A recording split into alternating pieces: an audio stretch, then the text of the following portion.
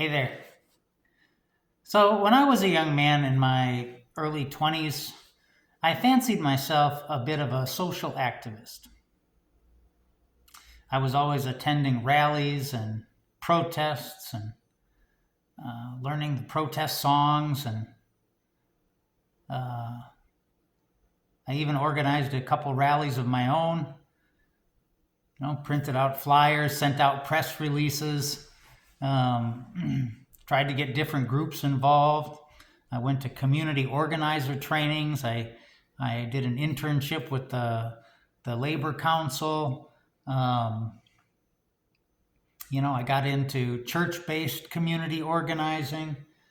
Um, and I remember uh, feeling like I was changing the world. Um, and a little frustrated that, the rest of the world just seemed to be going about their happy way, just unaware of all of the problems the world was facing that were so urgent in my mind. Um, I always wanted to get myself an FBI file, you know, like the famous activists, like the Abby Hoffmans and the Weather Underground and Martin Luther King. And, that's when you knew you had arrived, when the FBI was watching you because they thought you were dangerous. And a couple of my rallies, there was a guy from Homeland Security. He'd show up once in a while, and I always felt like that was an endorsement that I had arrived. When the officer from Homeland Security would show up at the rallies, and when he didn't show up, I was kind of disappointed. I mean, like, what does a fella have to do to get the attention of the powers that be? I guess I remember thinking, we're just not making enough noise. Literally, we're not making enough noise. We need to be noticed. And so I acquired a megaphone and acquired a bunch of plastic buckets, like a bunch of plastic buckets with drumsticks, so I could hand them out at the protests and everybody could just make a racket. And because I was convinced that we had to be heard above all the chatter of the world, and we didn't have the money to get on TV, and so you had to make noise in the streets. Later, when I began my career as a high school teacher, I kind of used the same strategy. If the kids were making too much noise, I just turned up my volume. And so then they turned up their volume, and we were always trying to shout over each other, which of course was ineffective. And I always kind of respected the teachers who had the different strategy. When the kids got loud, they got quiet. And so eventually the kids would police themselves. They would learn that, wait a minute, if we want to hear, we got to be quiet. Because this teacher is only going to talk so loud.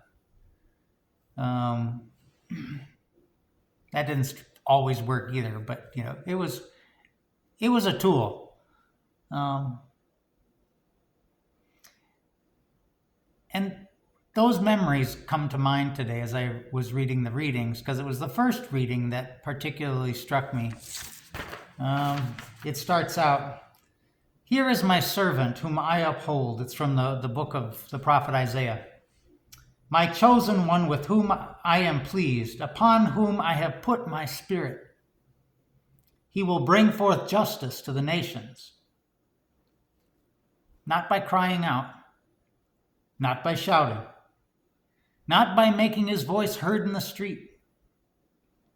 Even a bruised reed he will not break, nor a smoldering wick will he quench, until he establishes justice on the earth. The coastlands will wait for his teaching."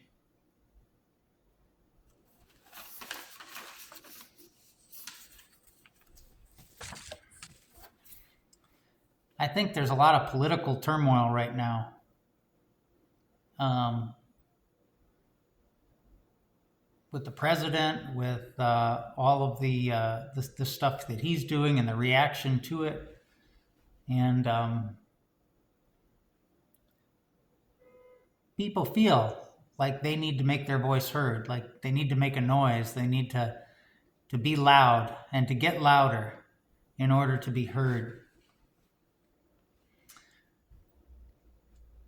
There was a theologian that really influenced me back in my community organizing days by the name of Walter Brueggemann. And he wrote a book that's still on my shelf today that's called The Prophetic Imagination.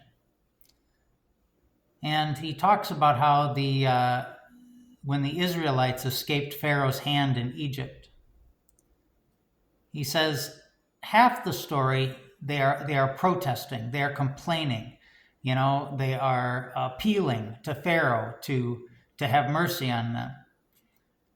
But after they realize that no matter how loud they get, he is not going to hear them,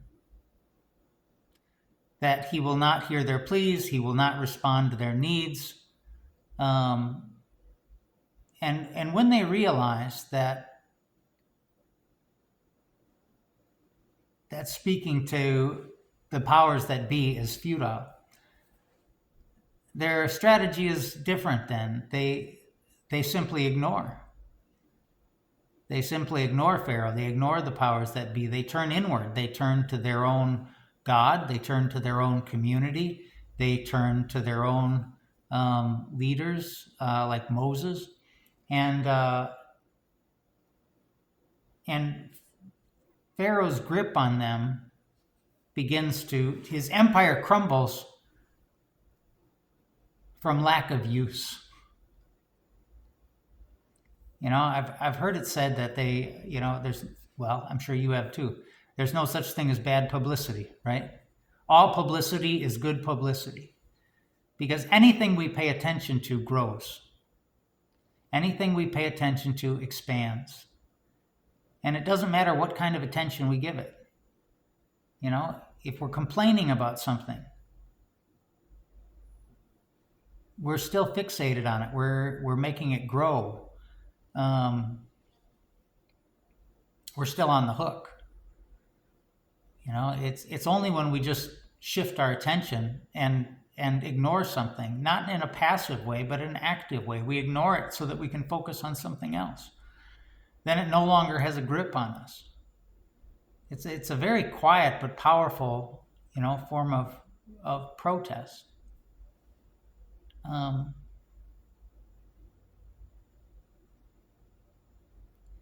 it's not just in the political realm, it's also in our personal lives.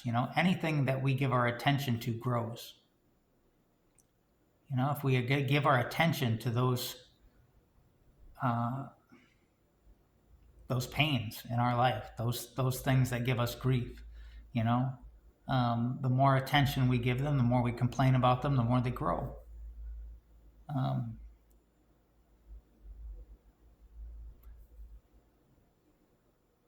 And by giving our attention to something else, we start something new. We start planting a new seed. And it takes a long time to grow, but it's the slow work of God. Anything that takes place over time is more likely to last. When something is, a sudden success or sudden failure, it's a good sign that it's not long for this world. But the things that last grow slowly. Whether it's a relationship, whether it's our wealth, whether it's anything that we arrive at quickly is going to be quick to go. So, see you tomorrow.